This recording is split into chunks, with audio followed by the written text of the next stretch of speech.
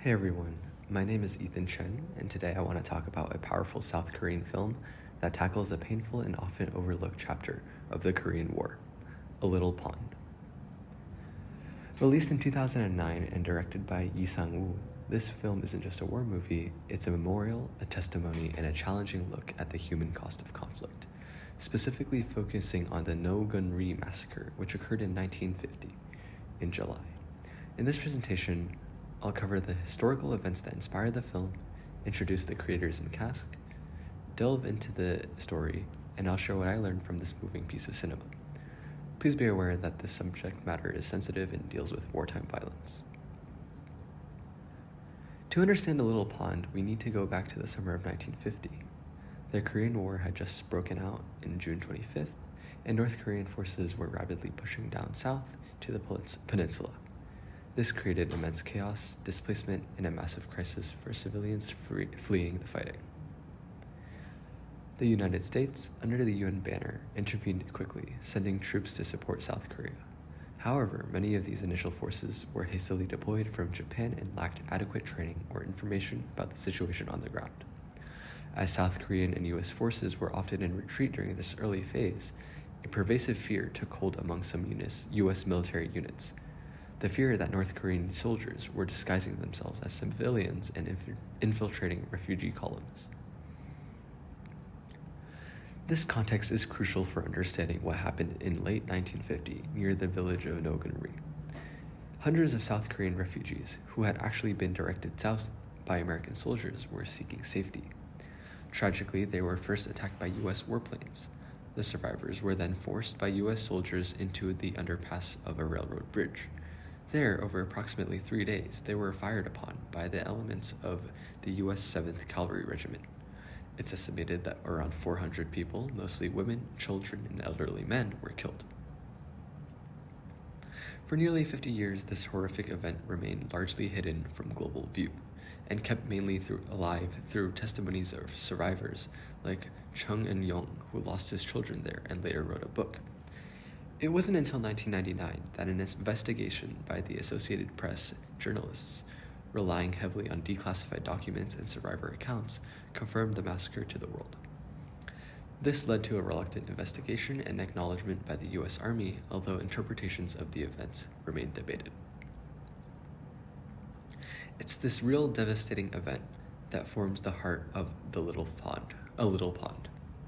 The title itself references a well-known Korean protest song from the 1980s, linking the film to themes of suppressed truths and violence, as well as resistance. The movie aims to remember the victims and give voice to their experiences through a fictionalized narrative rooted deeply in historical fact. Director Yi Sang-woo, primarily known for his work in theater, was inspired to make his feature film debut after reading AP's reporting and Chung Eun-yong's Korean language book, Do You Know Our Sorrow? Making the film was a challenge, its sensitive subject matter, critically examining actions by a key ally, the US, made it difficult to secure investors. This led to something remarkable. The film features an ensemble cast representing a village community. Many cast and crew members, including respected lead actors Jung Hae-jin, Kim Ro-ha, and Lee Dae-young, and even top stars like Song Kang-ho and Moon So-ri in special appearances, donated their time and talent. This incredible collective effort really underscores the deep importance the Korean film community placed on telling this story. A Little Pond doesn't use real names, but creates fictional characters to represent the victims' experiences. It opens by immersing us in the ordinary, peaceful rhythms of a mid-century Korean village, children playing, families interacting, neighbors gathering. This establishes the normality and innocence that the war will soon shatter. The war soon intrudes violently. Following orders from American soldiers, the villagers are forced to abandon their homes and head south. Their desperate journey quickly turns tragic when they are attacked by US warplanes along the railroad tracks, and the terrified survivors are then forced into a confined space under the No-Gun-ri bridge. Trapped under the bridge, the film depicts the horrifying events that unfolded over the next 3 days, drawing directly from survivor accounts. While the film doesn't shy away from the brutality, its focus remains intensely human, capturing the terror, the devastating loss, and the desperate, impossible struggle for survival in that confined space. It's handled with sensitivity, emphasizing the impact rather than dwelling on graphic detail. A small number of survivors, mostly children, eventually emerge from beneath the bodies as the American soldiers withdraw. They later return to their destroyed village, carrying the immense weight of their trauma and loss. The film concludes with a very poignant, almost dreamlike sequence where the lost villagers are imagined brought back to life, finally performing the song they were practicing before the tragedy struck. Beyond the specific event, A Little Pond explores profound themes: the devastating human cost of war, especially its impact on innocent civilians, the loss of innocence and the enduring nature of trauma, the critical importance of memory, truth, and acknowledgement, and even when history is alive, painful, and involves allies, the unique power of art and cinema to bear witness to events that otherwise might be silenced. Watching A Little Pond was deeply impactful for me. Before this film, I knew about the Korean War in general terms, but I was specifically and completely unaware about this tragedy. What I found most profound was just how vulnerable people, such as civilians, were in wartime, caught between opposing forces and even harmed by those who were supposedly there to help. It also gave me a huge appreciation for the courage of survivors who kept the memory alive and journalists who brought it to light.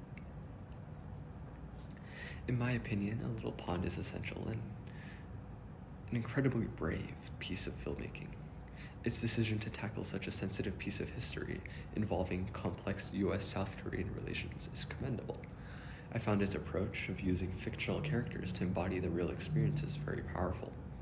It made the historical event feel immediate and emotionally devastating in a way that a straightforward documentary might not.